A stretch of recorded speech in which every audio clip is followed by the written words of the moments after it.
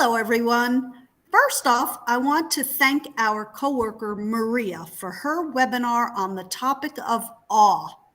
So why would I choose to add to that topic and wonderful presentation by Maria back in 2021? Well, if you know me, I like to do a webinar on a topic that is meaningful to me in the hope that it is also meaningful to you, especially in these really challenging times when many of us are out of work, looking for jobs, losing loved ones, quarantining, and still dealing with sickness and COVID. It may be more relevant than ever to at least be open to the presence of awe. And quite frankly, in good times or bad times, I simply can't get enough of awe. Also, please allow me to dedicate this webinar to my brother Murray, who passed away this week.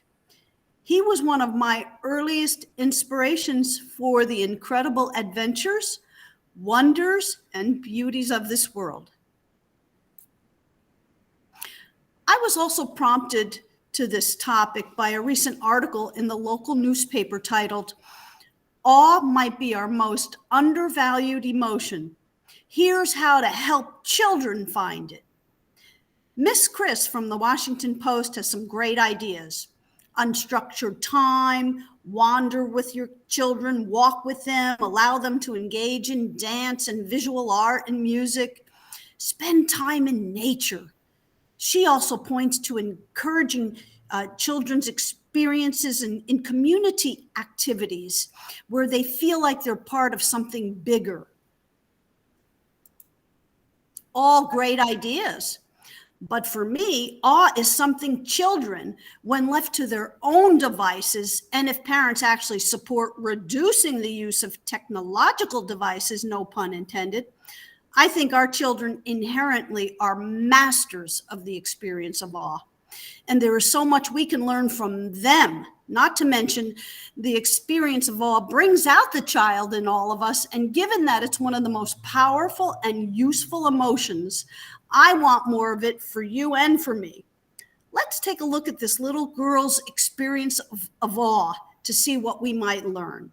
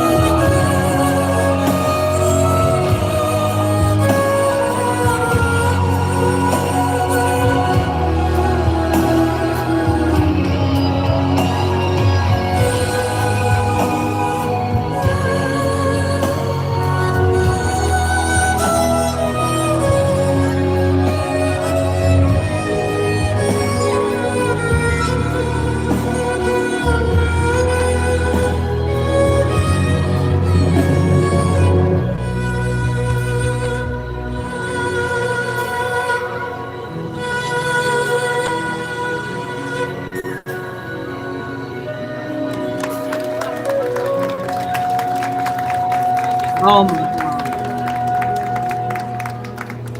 Thank you everyone so much. The next song is going to be my last song. Enjoy!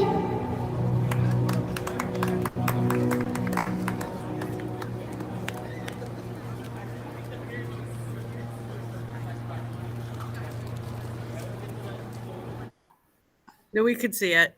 Okay. And her running over to try to drag her parents, right, right there yeah, in front too. Yep. Very Yes. What's possible when we experience awe, as Maria mentioned in her webinar, there are great emotional benefits. It helps renew our energy, helps us to get out of ourselves. It's an opportunity to tap into something way bigger than ourselves, increases our desire to share, just like you were saying, Lisa, and connect with others, just like that little girl. She wanted to pull her family into that whole amazing experience and sensation. I just love that. There are so many wonderful benefits to our experiences of awe. Let's take a look at the young man in this 3-minute clip to see what other possibilities we might discover.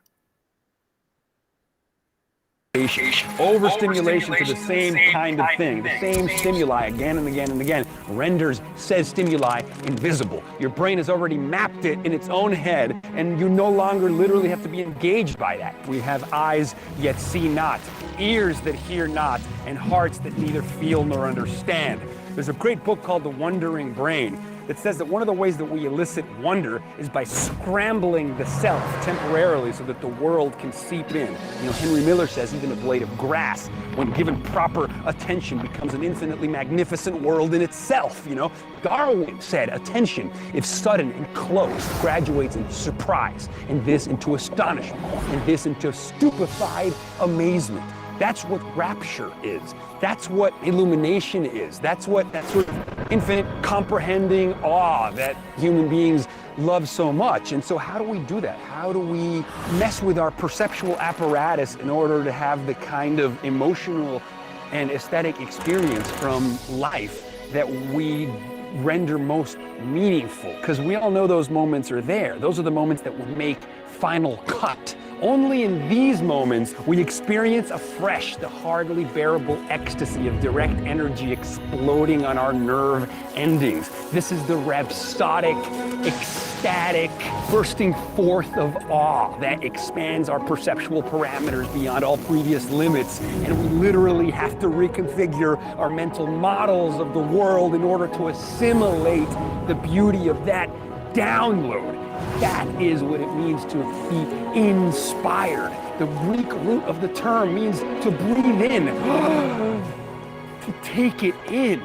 We fit the universe through our brains and it comes out in the form of nothing less than poetry. We have a responsibility to awe.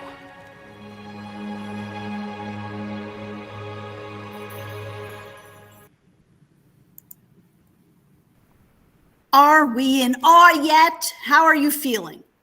Can you even think of the words to describe how you're feeling? From the gentleman we just saw in that video, is that feeling contagious? Yeah, it really makes you think. It really makes you think about all the little things that we just look past and don't pay enough attention to. Yes, indeed. And at the risk of overanalyzing awe, you know, he pointed to illuminating, that feeling of being illuminated, of being raptured, that fresh ecstasy, breathless, feeling free and open, expanding your perceptual parameters.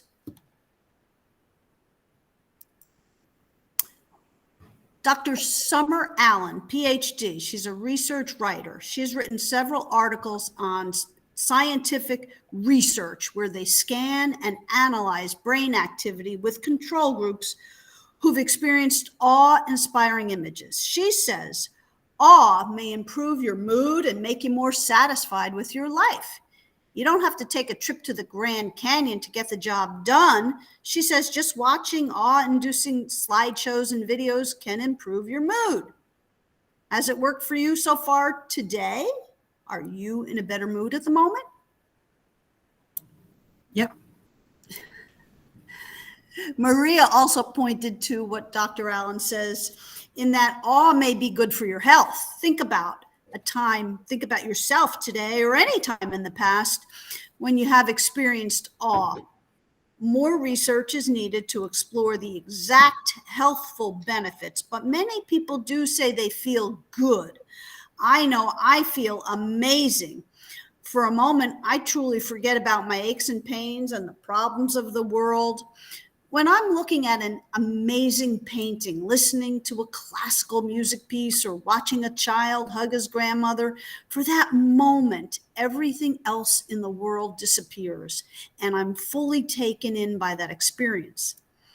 I'm not a doctor, but I do say that something must happen in our human chemistry that releases something bad and takes in something good for our health. because we can feel it.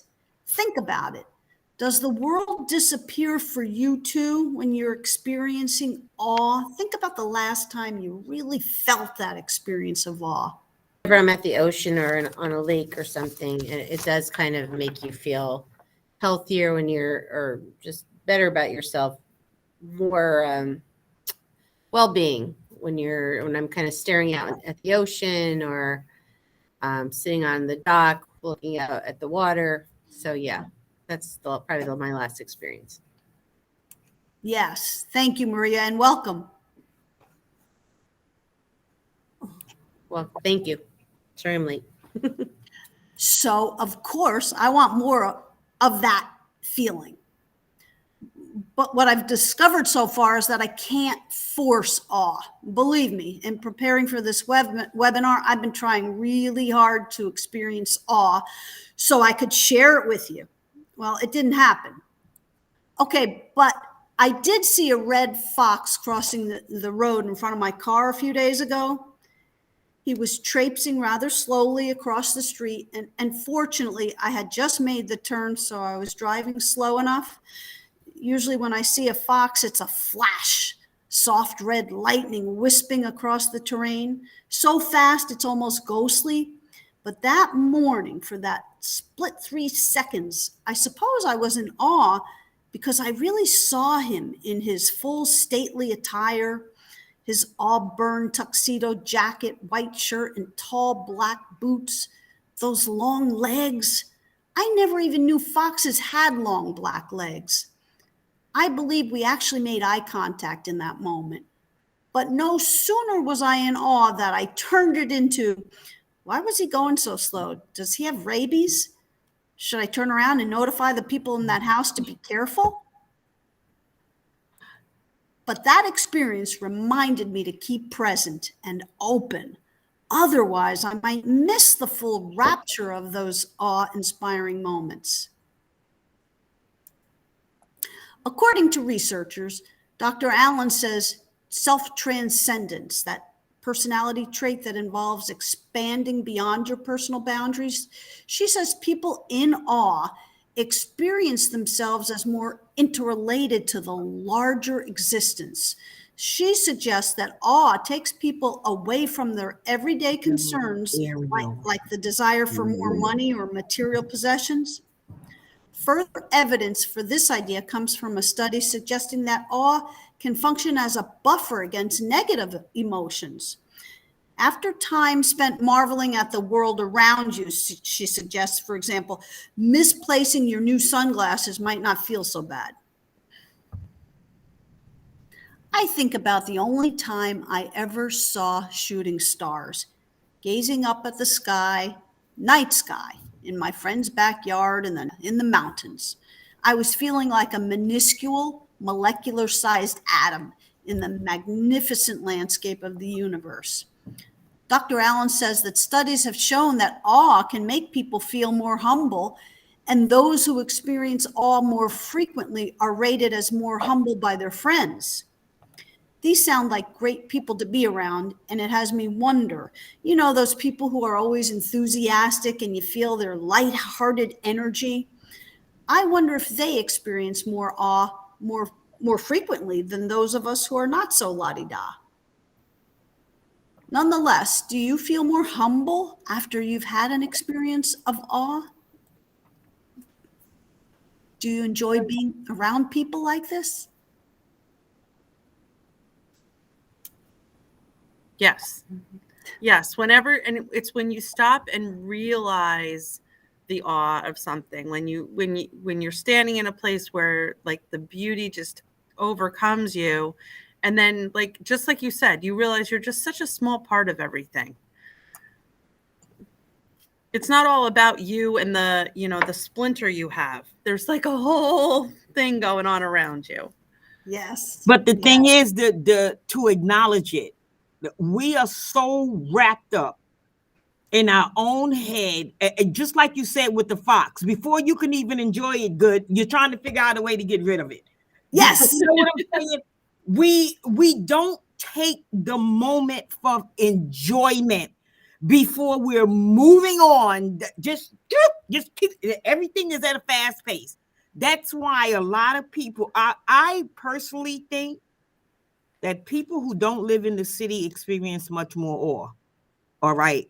People who are able to live in a slower environment. Should I put it that way? They are, because they notice nature. They notice their surroundings of being human. Than, say, for instance, I'll say New Yorkers. I don't think New Yorkers know what an awe is. Okay. And you know what? I did find that in researching for this webinar. Get out. Many people would agree with you. We're not audible. Okay. Everything is taken in stride. Okay, gotta go.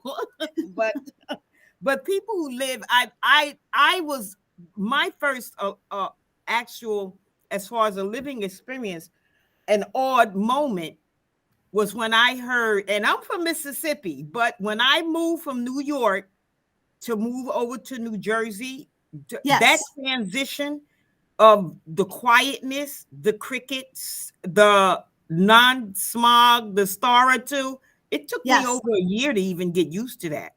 You know what I'm saying? And I thought that was an odd moment because those things don't happen in New York.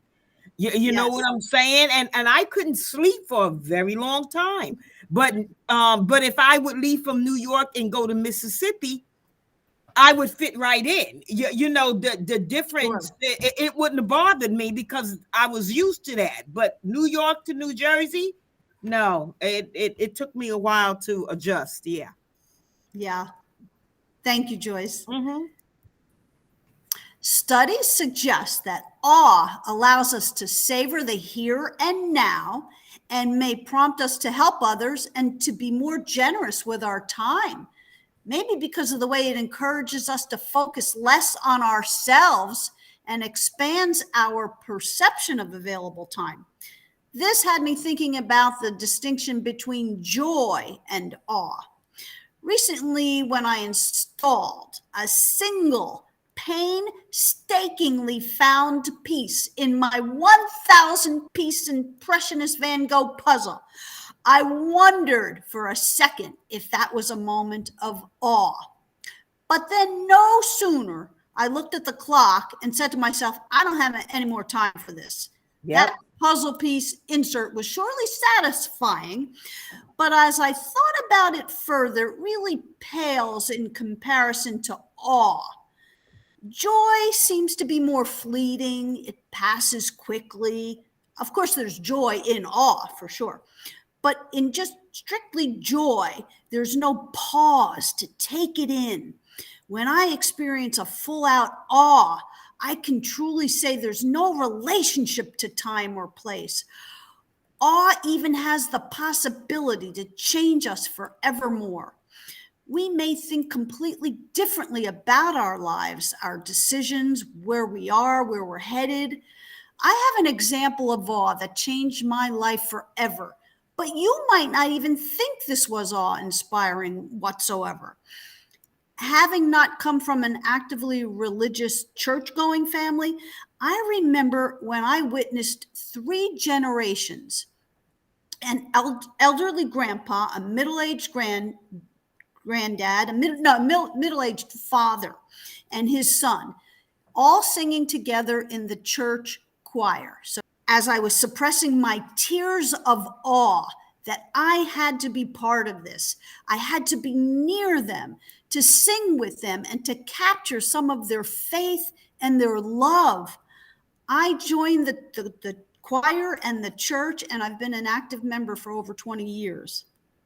Has anyone ever had, and again, that may not have, something like that may not be an awe-inspiring moment for any of you, but have you had an experience of awe that changed you forever? Can you think of a time? And by the way, even people in the city can have those experiences, because I was inside a building, right? That could happen in the city. Mine are basically usually around nature or things I will just notice too. I love sitting and looking at stars. I love going places and watching if we have an eclipse, or I will go to the highest area I can go to try to see that. Or if I know there's going to be shooting stars that night, I'll sit out into the middle of the night, freezing nights, just to watch them. Yeah. Things like I went to Grand Canyon once, and pictures don't do it justice. No. It's so beautiful, and it's just something you just feel like it's just so much bigger than you could ever imagine. It's so Yes. much bigger than, there's plenty of things, but mine usually, again, like Maria, with water, oceans, lakes, usually has to do with nature. Right. I find that to be my most time that I will feel that of like, wow, this is amazing. This is just unreal. Yes, unreal. Have you ever had an awe experience that actually changed your life? That's a good question. I'm sure that I have some. Let me think on it. Think on that. So I don't know if it fits, but having a baby is kind of that thing. Like, you had no idea you could feel those feelings and see life and the world and yourself the way you do until you have that baby, and then everything is different. Yes, that I can get that. Yeah.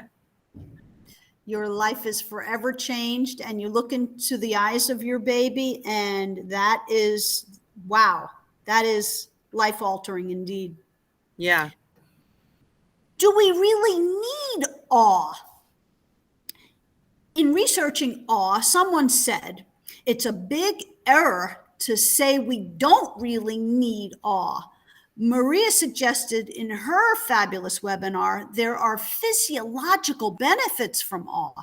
Lowers the heart rate, decreases negative self-talk, has positive impacts on our performance, expands mental capacities, possibly stimulates new and creative ways of thinking.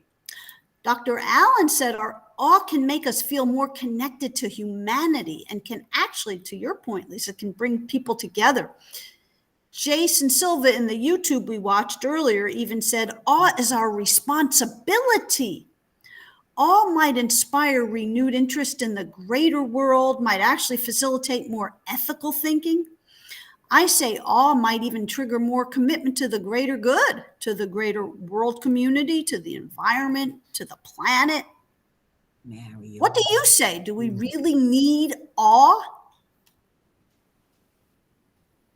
Absolutely. Yeah, I think so. also.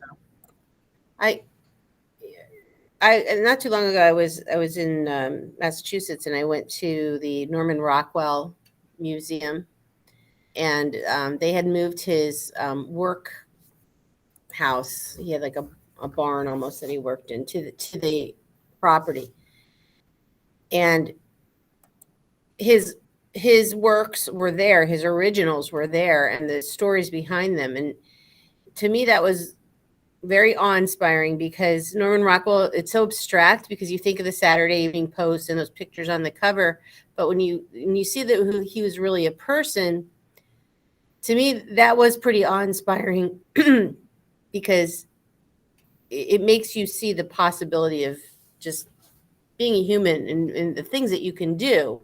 Mm-hmm. So yeah, I mean, that's an experience that really kind of enriched me. So I do think it's important. I think we do need it to kind of, you know, we talk about paradigm shifts and different ways of thinking. It does kind of change the way you think about things when you come across something like that. So Yes, thank you so much for that. Can we ever get enough awe? The feeling is so good. I know I don't get nearly enough. For me, it's got some sort of addictive quality, and addictive in a great, healthy way. I have several professional artists in my life, and I consider myself an art enthusiast for sure.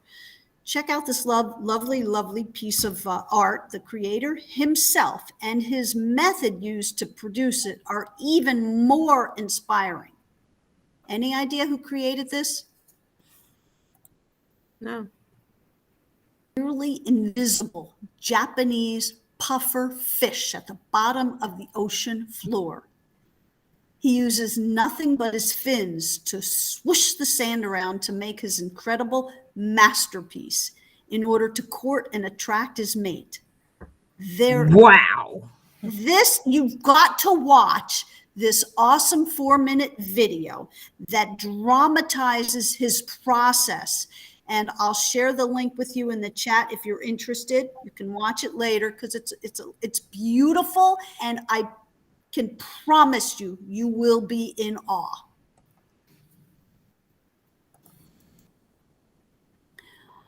One more thing about awe. It can occur at any time from any source, totally unexpectedly. Following is a trailer for a movie called Fantastic Fungi, directed by Louis Schwartzberg.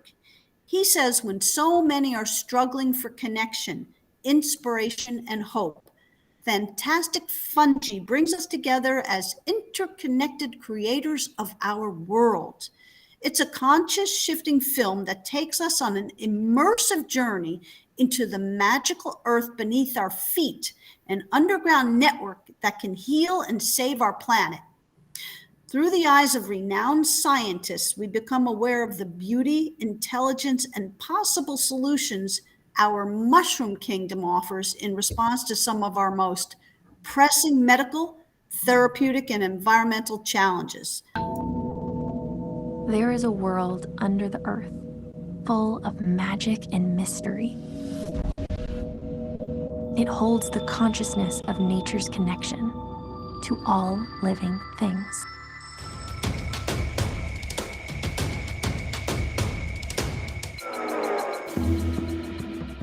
You know, these mushrooms, they can heal you, they can feed you, they can kill you. It's not like a vegetable, and it's not like an animal, but it's somewhere in between. They support life, they convert life. As you're walking through, it's about 300 miles of fungi under every footstep that you take, and that's all over the world. The bulk of the organism is growing underground, and it's composed of these long threads called a mycelium. Almost everyone knows about the computer internet. The mycelium shares the same network design. It's amazing what we don't know about mushrooms. They really are a frontier of knowledge. You can filter water. You can create medicinal compounds almost on demand. They have incredible capacity to make things change very quickly. So I am super hopeful. The psychedelic members of the mushroom kingdom are fascinating. I have been a guide for around 350 psilocybin sessions. The most glorious part was that it made me feel more comfortable with living because you're not afraid of dying. We need to have a paradigm shift in our consciousness. What will it take to achieve that? We can heal the planet. We can build the future. And our world is fantastic. Can you get enough awe? No. I don't want to feel see that like whole movie. I want to find that movie. Joyce, are you still there? Yes, I am. I wanted to thank you. You just were really representing what I found so many people saying about living in the city. Mm-hmm. And for me, because I don't frequent the big city very often, I'm actually in awe of the huge, massive skyscrapers, standing around. But it's a very different kind of awe experience. Right. I've always, I'm a Brooklynite, and like I always told you guys, I always worked there. And let me tell you, I was more aware of the awe-inspired people that came to the city because they never looked down. They always was looking up. I mean, it was, and you knew they weren't from the city. You could spot them a mile away. They'd be standing in the middle of the street with their mouth hanging open, looking up. Right. And I'm like, you got to get out of the street. But they were spellbound. I mean, it was like Madison Square Garden, at any of the attractions, you know who the tourists are, right? You know who the people are not using. and the New Yorkers will run them over. That's why everybody say, you know, New Yorkers are rude. It's not so much that they're rude. When you live in that environment, that's commonplace to you, and you are trying to get from one place to another because that's walking is the way to go. You know what I'm saying? So, yes. But I'm telling you, it is. I would sit and just eat my lunch on the sidewalk just to watch the tourists because they were awed. It was amazing when I used to sit in front of St. Patrick Cathedral. It was absolutely fascinating to me to see these people awed. And I mean, they were awed too. Rockefeller Plaza, I mean, and I was in the heart of the city. You know what I'm saying? I was on the four corners of the world. Rockefeller Plaza, St. Patrick Cathedral, Saks Fifth Avenue, okay, and Gucci, all right? I mean, right there on 50th Street and Fifth Avenue, you could stand there all day long and just, if you could film all, everybody that crossed in front of you has got it on their face. Yeah. Yes. Yeah. Which reminds me of another thought about this, Joyce, is that placing people in different situations that are not familiar to them creates an awe-inspiring experience. Whereas for you, you lived in the city. Right. You know, it wasn't awe-inspiring for you necessarily. The people were awe-inspiring because you could, that's what I was trying to say. Yes. Just because I was used to it, I got so much enjoyment out of them, being awed. So I was still not missing it. That's awesome. That's awesome. Yeah. I was sharing it vicariously through them. Right. Yeah. That's terrific. Exactly. Yeah. Thank you all for joining me today and further exploring awe. I wish each of you an awe-filled day. And if you enjoy this video and wish to see more, please check out our YouTube channel, Hunterdon County ESC. You can find lots more great videos. Bye, everybody. Okay. Thank you. Excellent. Thank you. Thank you, Robin. You're welcome. Yeah. Send me that link. I want to watch that. All right. You did. Okay. Thank you. Bye-bye.